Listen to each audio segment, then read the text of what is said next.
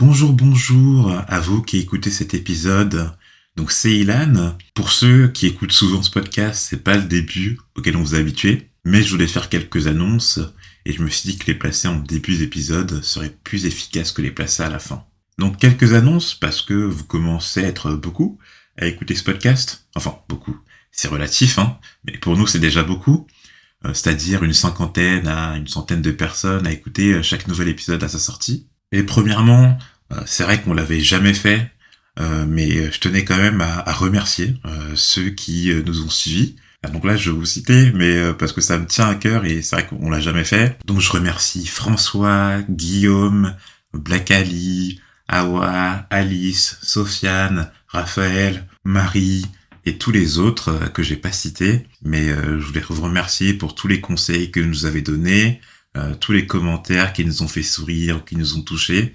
Et j'espère que vous continuerez à nous suivre. Et du coup, pour tous les autres, c'est à ceux que je voulais parler aussi, parce que c'est dommage, justement, on arrive à en moyenne 75 personnes qui écoutent chaque épisode à leur sortie, de pas nous avoir contactés, parce que, bon, je sais pas si vous l'avez remarqué, mais on adore parler du trône de fer avec Guillaume, et bien que ce podcast, on l'ait créé pour nous, c'est aussi pour interagir avec les autres, découvrir des personnes qui partageraient cette passion de cette saga, et voilà, juste interagir, parce que c'est ça qui nous fait plaisir. On est assez gentils. Et ouais, ça nous ferait un peu kiffer de voir que c'est cette je sais pas, cette masse entre guillemets qui nous écoute mais qui ont jamais interagi avec nous sur les réseaux sociaux ou par mail, etc. Puisse nous faire un coucou sur un de vos auditeurs et juste vous découvrir, parce que voilà, ça nous ferait plaisir. Deuxièmement, alors ceux à qui j'en ai déjà parlé le savent, mais pour ceux qui ne le savent pas, en fait avec Guillaume on a enregistré les épisodes de ce podcast vachement à l'avance. C'est-à-dire qu'au départ, quand on l'a créé, comme je vous l'ai dit, c'était pour nous, et donc je vais faire découvrir la saga rapidement à Guillaume pour qu'il soit à jour pour le 6e tome. Donc, vous savez que la saga compte actuellement 5 tomes, que le 6e est encore à venir. Mais du coup, ça fait 1 an et demi que ce podcast a commencé. Toujours pas le signe du 6e tome, The Winds of Winter. Et ce qui est dommage avec le fait d'avoir enregistré tous ces épisodes à l'avance, c'est que en fait, Guillaume est beaucoup trop en avance par rapport aux commentaires que vous pouvez lui donner.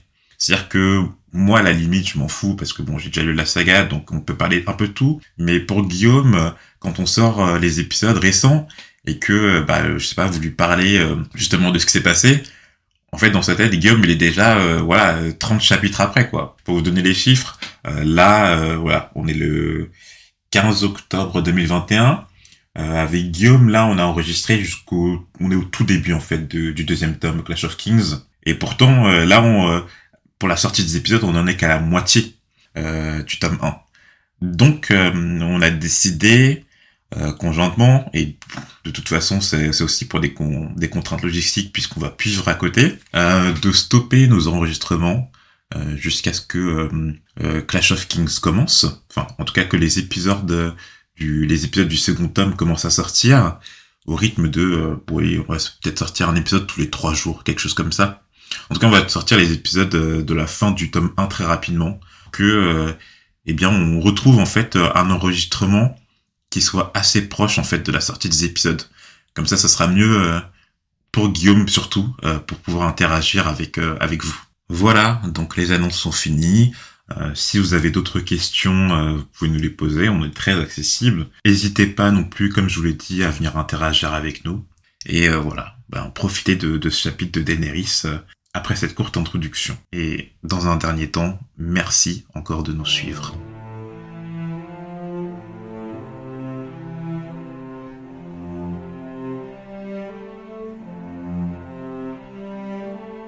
Bienvenue sur les apprentis lecteurs Le Trône de Fer, le podcast lecture et lecture du Trône de Fer ou Song of Ice and Fire, sans spoiler. Aujourd'hui, on se retrouve pour le chapitre 46, soit le 5e chapitre de Daenerys, toujours en compagnie de mon Nakama, Guillaume, il est présent ? Ouais, toujours là. Alors c'est parti Guillaume, on peut y aller. Ouais, donc dans ce chapitre, on retrouve Daenerys en pleine cérémonie devant le Doge Khaleen, une cérémonie à visée prophétique consistant à faire manger un cœur de cheval. Bon, je sais pas ce qu'il y a de prophétique là-dedans, mais bon. Devant la performance de Daenerys, les veuves du Dosh Khaleen voient en Rhaego, l'enfant à venir de Daenerys, l'étalon qui chevauchera le monde, c'est-à-dire le grand Khal qui réunira tous les Dothraki au sein d'un même Khalasar et qui conquérira le monde. À l'issue de cette cérémonie est organisée une fête, mais Viserys viendra la gâcher en réclamant son dû à Khal Drogo, mais surtout en menaçant de tuer Daenerys avec une rapière introduite illégalement dans Vaes Dothrak. Khal Drogo donnera à Viserys ce qu'il lui avait promis, une couronne d'or. Oui, mais une couronne d'or en fusion dans la gueule. Je sais pas à quel film ça fait penser quand il finit comme ça. Tu sais mon point. Non, c'est Chuck Norris qui fait fais attention où tu mets tes pieds. Oui, je fais très attention et c'est souvent dans la gueule.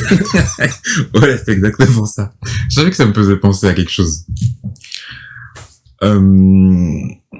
Alors, c'est un chapitre qui est très descriptif.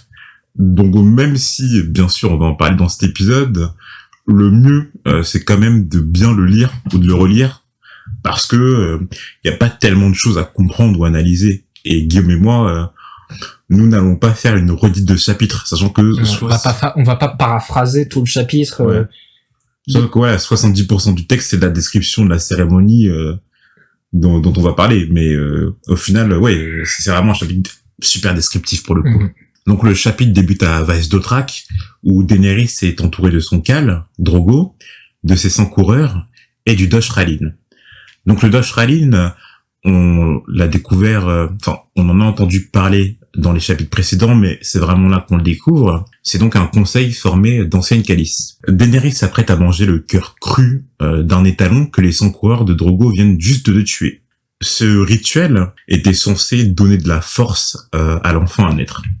En revanche, surtout lui donner une infection parasitaire, ouais.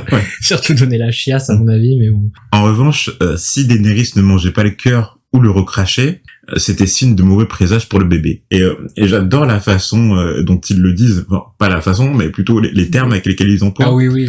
Il pourrait être débile, mort-né, voire de sexe féminin. On voit on voit l'échelle de problème par rapport au sexe du futur enfant. Ah bon, bien qu'on sait que et surtout pour les Dothraki là, c'est important quand même la notion de continuité, d'héritage, et c'est des guerriers, etc. Donc oui, forcément les talons qui chevauchera le monde ou qui montrera le monde, je sais plus exactement. Ce doit être un garçon, mais je veux dire le mettre au même plan que elle soit être trisomique, soit être amputée de 2 bras, quand même problématique.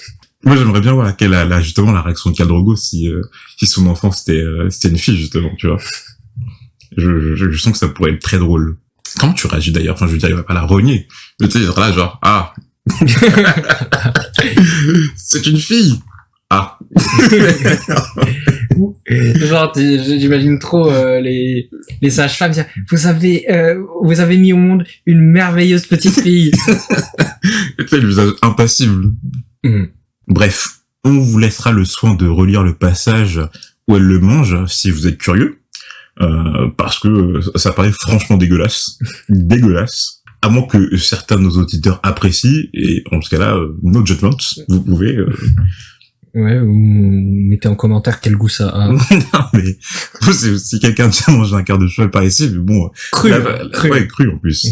Mais bon, la façon dont elle le mange, je crois que c'est répété 3 fois, elle le recrache, elle déglutit, elle l'avala, tu vois. Genre, je l'ai mangé, je l'ai vomi, je l'ai remangé, je l'ai revomi. On en parlera un peu plus tard, mais je trouve que cette scène, et même ce chapitre, il est vachement bien retranscrit, en vérité, dans la série. Donc, au final, Daenerys parvient à manger le cœur en entier. En même temps, elle s'est entraînée avec, je sais plus, ce qu'elle a mangé, je crois, des bribes de cheval séché ou des trucs comme ça. Ouais, bref, on s'habitue au goût, à mon avis. Ouais, exactement. C'est vrai que si t'arrives, tu découvres le truc, t'es pas bien. Hein. Et elle avait aussi jeûné. Donc forcément, ça a aidé. Mais elle a quand même réussi l'épreuve. Et s'ensuit alors un chant cérémonial des reines du Dosh Khaleen, célébrant l'enfant à naître. Puis la doyenne de ces reines s'approcha du feu pour y lire l'avenir dans la fumée. Et quelle destinée aura l'enfant de Daenerys d'après elle? ça serait lui, l'étalon qui montrera le monde. Il aurait tout un calassar pour le suivre, il ravage ses ennemis, entre guillemets, donc un grand guerrier, etc., etc.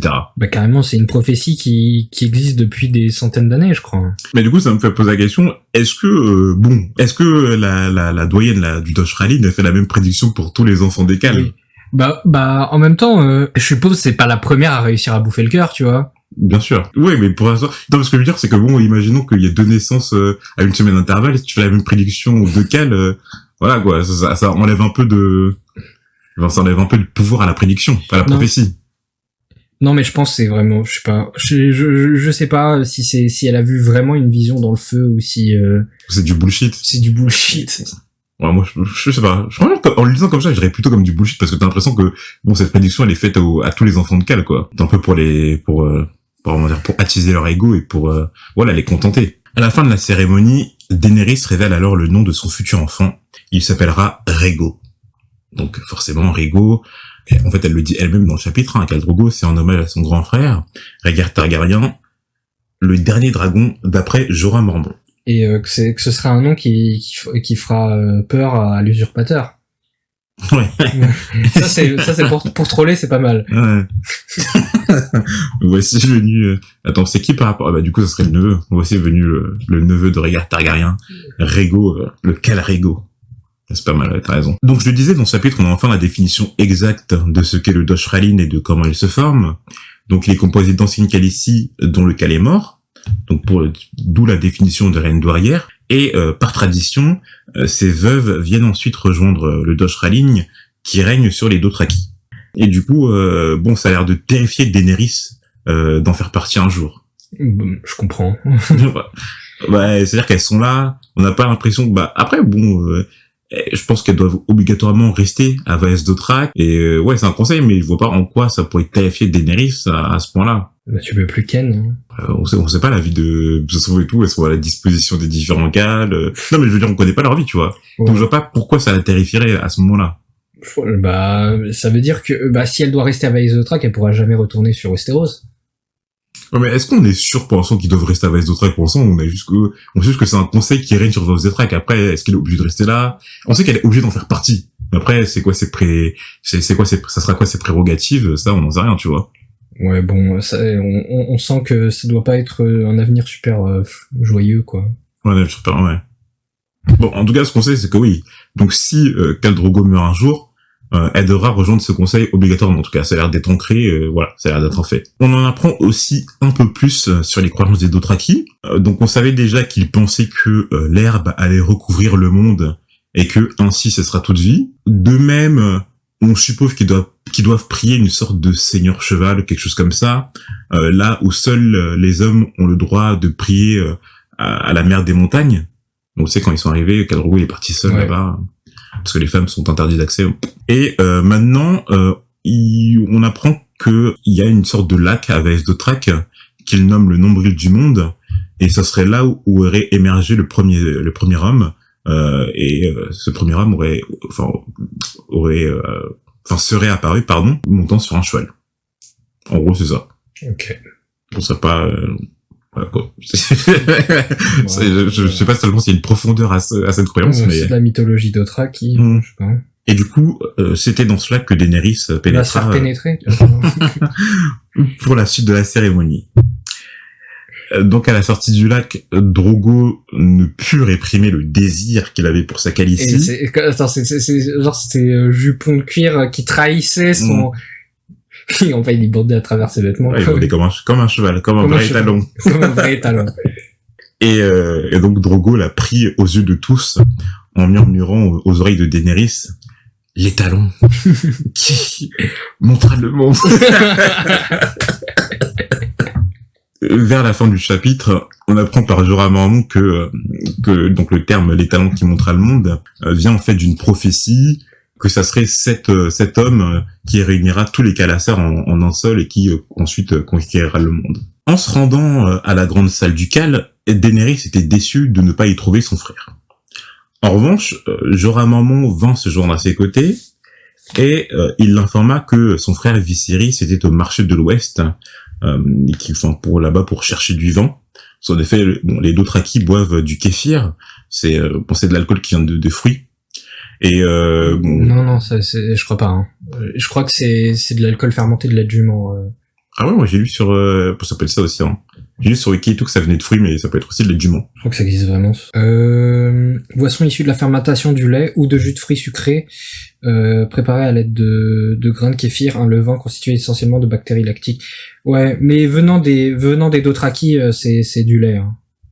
Ouais, c'est du lait de jument. Enfin, ils ont plein de chevaux. Ouais. Je pense que c'est du lait de jument. Ok. Bref, en tout cas, cette boisson, Viserys ne supportait pas le goût. Et Viserys cherchait aussi dans ce marché de l'Ouest des mercenaires pour sa future armée. Daenerys se demande si c'est bien prudent, et sermonne même Jorah Mormont de ne pas l'avoir accompagné et protégé des menaces de l'usurpateur Robert Baratheon.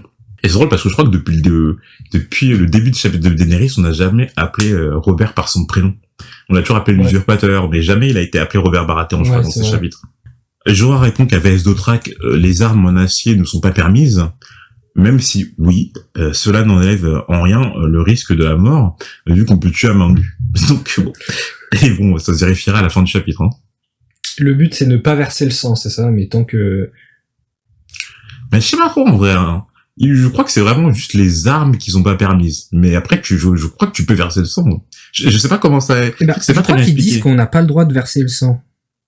Mais est-ce que c'est dans le sens métaphorique ou Ouais, c'est un peu dur. Mais j'ai l'impression qu'en mode Khal Drogo il tue Viserys, il saigne pas, donc du coup c'est bon, tu vois. Ouais. Franchement, c'est vrai qu'on n'a pas tellement d'explications ni pour la raison de cette règle, ni des spécificités entre guillemets. Et est-ce qu'on s'en fout? Peut-être. Ouais. Bon, voilà. Peut-être.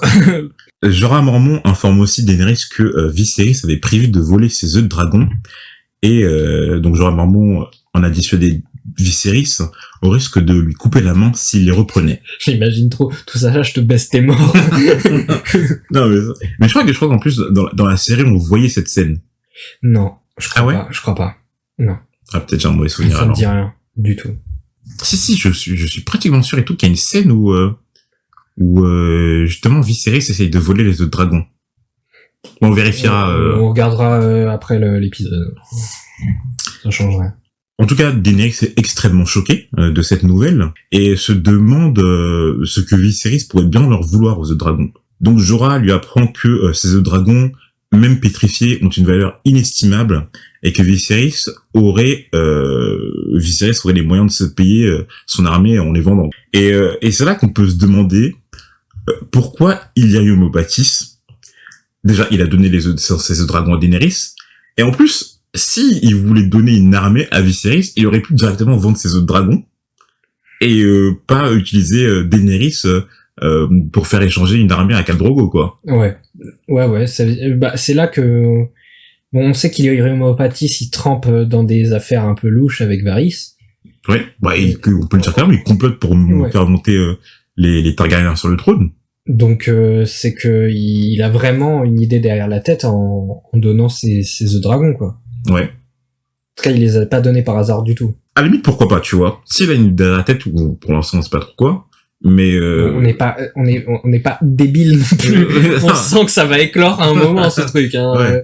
On sent que ça va éclore. Soit. Mais ce que je veux dire, c'est que s'il a donné ses œufs de dragon, en tout cas, il a l'air d'avoir une fortune tellement énorme que je comprends pas pourquoi il a pas fourni, il aurait pu fournir une armée directement à Viserys, tu vois. Ouais. Là, moi, il y a un truc qui est pas très clair. C'est que, avec les moyens qu'avait Illyrio Mopatis, cette transaction-là, elle est pas, ouais, je comprends. Elle est pas nette. Dans le sens, déjà, rien que la transaction en elle-même, il aurait pu avoir un autre moyen pour avoir cette armée ou avoir de l'argent. Et en plus, il savait que cette transaction, il sait que Khal Drogo, c'est pas l'homme qui allait fournir directement sur le tas son armée de Dothraki, quoi. Ouais, c'est genre un peu un investissement long, un peu incertain, voilà, aussi, tu vois. Et même faussé. Donc je pense que, il a l'air intelligent, donc il savait qu'en faisant cette transaction-là, en étant le gestionnaire de cet échange, que c'était très faussé. Donc pourquoi il a... Ouais. Ce qui est bizarre, c'est que, à la limite, s'il voulait donner des œufs, il avait qu'à les donner, tu vois. Enfin, il était pas obligé de faire en sorte que Ouais, de ramener les Dothraki dans le game, c'est... Ouais, voilà. Exactement. Donc toi, t'en penses quoi, Guillaume? Moi, je sais pas s'il a l'espoir que qu'il puisse éclore, ou j'en sais rien.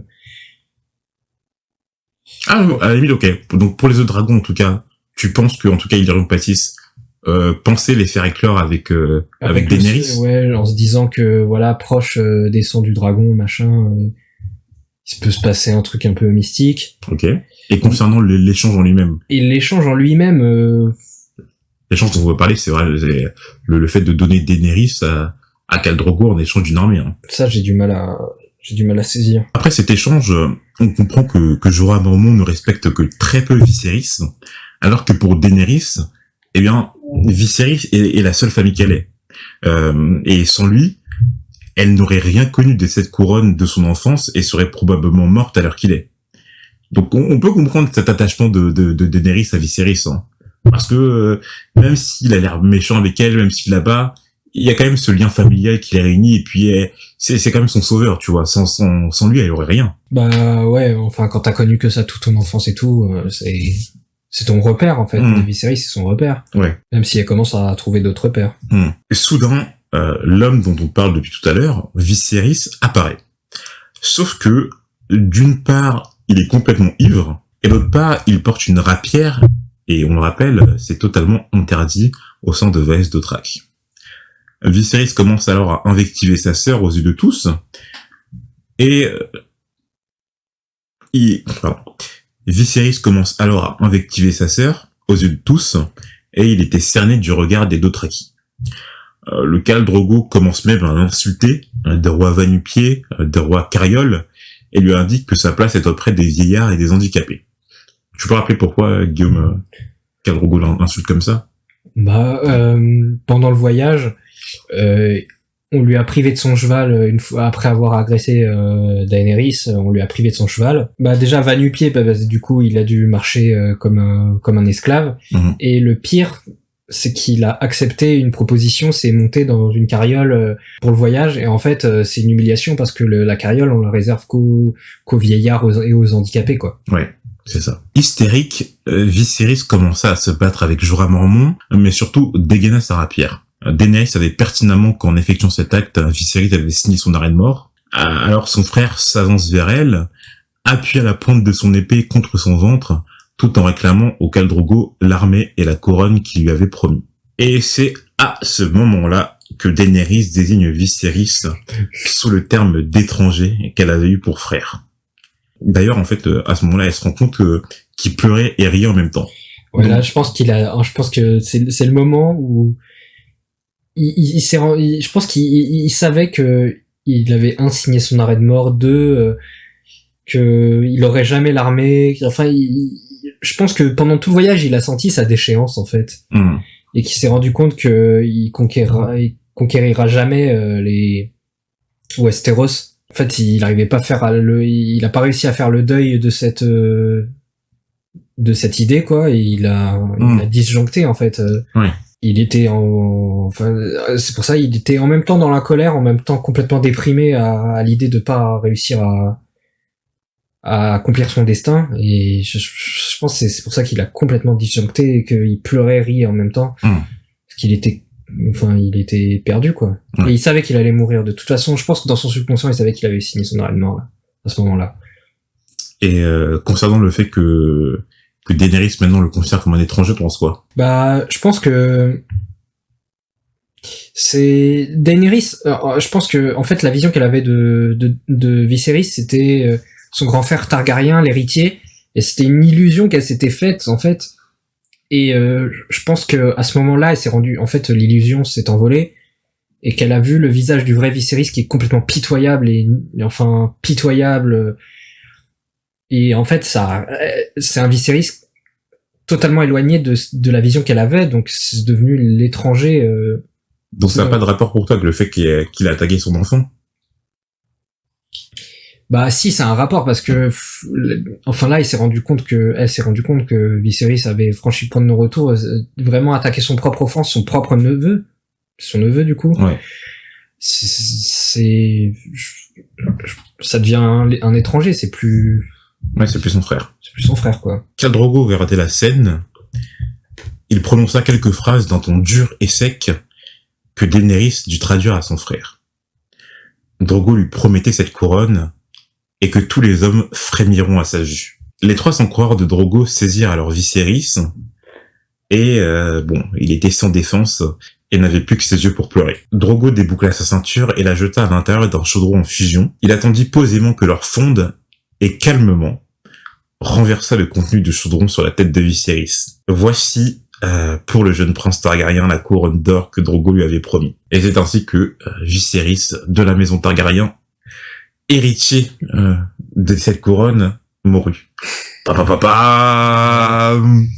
Donc c'est voilà, une disparition d'un personnage qui était quand même important, qui était quand même dans la ligne de succession Targaryen en premier lieu. Et c'est vrai que depuis le début du tome, il nous apparaissait, comme tu dis, assez pitoyable.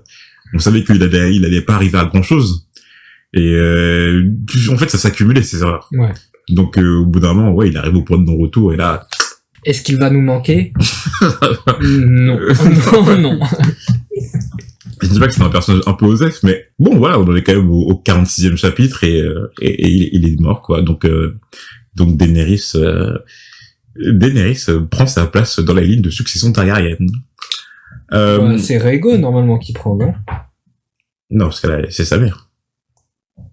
Pour moi, Rhaego, c'est le fils de Daenerys. Oui, mais c'est un garçon. Bon, on s'en fout, ça. Non, ça marche les garçons que quand ils sont au même stade. D'accord. Quand c'est le fils, c'est le fils vient après. Et donc oui, c'est de ça que je voulais parler tout à l'heure, quand je disais que ce chapitre dans la série était super bien retranscrit. Sa mort, elle est géniale, je trouve, dans la série. Tu sens en fait toute la souffrance quand l'or commence à s'écouler sur son crâne. Ouais. Et je crois qu'il dit ça assez bien dans le chapitre quand on sent frémir, on sent ses membres palpiter, etc. Mais je sais pas, dans la série, c'est vachement bien foutu quand même. Ouais, ça marque les esprits quand même. Je trouve que c'est une mort vraiment horrible. Je sais pas. C'est vraiment ironique. Ouais, la couronne et tout, ouais, c'est pas mal. Non, c'est assez poétique. C'est assez poétique dans un sens. Et Khal Drogo. Après, bon, il a pas, comme on l'a dit tout à l'heure, il a pas enfreint les règles de Vaes Dothrak, quoi. Ouais, il a pas versé de sang, techniquement. Il a pas sorti de l'âme. Mais bon, ça voit que c'est la géométrie variable, leur règle, là. Parce que je comprends. Je pense que plutôt c'est dans l'idée de pas, voilà, mais ça a l'air quand même à la géométrie très variable, leur truc. Donc, ça va, contourner n'est pas enfreindre. Ouais. Mais ouais, donc Viserys Targaryen est mort aujourd'hui. Ça, c'est triste. Mais bon, voilà, quoi. Les morts, ça arrive. Comme dirait Littlefinger, ma douce, nous ne sommes pas dans un conte de fées. Tu vas vite l'apprendre. Quand Ser Jorah Mormont essaye de faire détourner le regard de Daenerys, celle-ci refuse et regarda avec détachement la mort de cet étranger qui était autrefois son frère. De toute façon, il n'était pas le dragon, car le feu ne tue pas un dragon. Ouais, Daenerys elle regarde de façon assez stoïque la mort de son frère. Encore, je pourrais comprendre que d'accord, elle a pas l'air d'étranger, mais bon, ça, elle devient assez dure, quoi, là, je trouve. Hein. C'est la première fois qu'on la trouve avec un... Je sais pas, je dirais pas qu'elle a un cœur de pierre, mais... Mais après, bon, la sidération, c'est un mécanisme de défense bien connu, quand quand t'as un truc ultra choquant qui se passe devant tes yeux, le fait d'être sidéré et de pas... Mais là, plus que sidérée, elle a l'air vraiment d'avoir pris une vraie distance, comme si elle... mais là, on parle d'une meuf qui a quoi, c'est son 5e chapitre, à son 2e chapitre, quand elle voyait des gens baiser devant elle, elle détournait les yeux, elle se cachait, tu vois. Ouais. Donc, il y a un certain palier qui a été franchi par rapport à ça.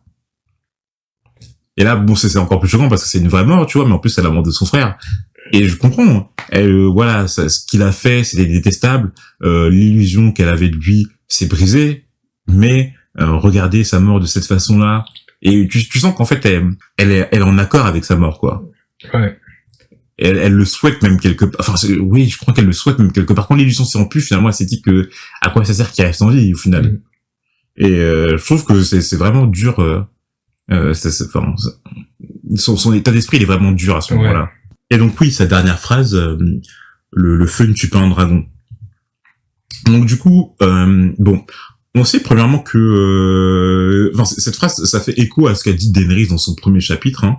Je sais pas si vous en souvenez, mais en gros, pour la préparer à rencontrer Khal Drogo, ses servantes lui avaient préparé un bain chaud et Daenerys était entrée là-dedans. C'était même un bain brûlant, hein, et elle y est entrée sans cri ni grimace parce que elle disait aimer la chaleur et que elle aimait le sentiment que ça lui procurait entre guillemets. Et que en plus c'était son frère Viserys du coup qui disait que rien n'était jamais assez trop brûlant, rien n'était assez jamais trop brûlant pour un Targaryen. En gros. Donc ça fait un peu écho à ça en se disant que bon, si le feu ne tue pas un dragon, c'est pas cette source de chaleur même de leur infusion qui va tuer un Targaryen. Après bon, je suis pas sûr que Daenerys, si elle avait reçu de leur infusion sur son crâne. Ouais, je suis pas sûr qu'elle soit sortie indemne. Voilà, mais ça paraît pour l'instant très métaphorique comme truc. Mais on sait que Daenerys, bon, elle aime la chaleur, qu'elle y résiste très facilement. Après, voilà, ça doit faire écho à ça. Mais bon, pour l'instant, ouais, ça paraît assez métaphorique comme truc. Enfin voilà, du coup on a terminé avec ce chapitre. Bah, comme on vous l'a dit au début, pardon, c'est quand même un chapitre très descriptif. Donc même si on a parlé un peu de tout ce qui l'entourait, au final, il y a quand même beaucoup de choses à lire dessus, que ce soit sur la tenue des guerriers, sur la géographie, la structure de Vez du Dothraki, et même sur les traditions des Dothraki. Mais on espère quand même que nous écouter pendant une 30aine de minutes parler de ce chapitre vous a plu, que vous continuerez à écouter les épisodes suivants. Voilà, vous pouvez nous suivre sur les réseaux sociaux et si vous êtes assez content de nous commenter et nous noter sur Apple Podcast. Ça fait toujours plaisir. On se retrouve la prochaine fois pour un chapitre de Eddard. Eddard, ouais. À la prochaine. À la prochaine.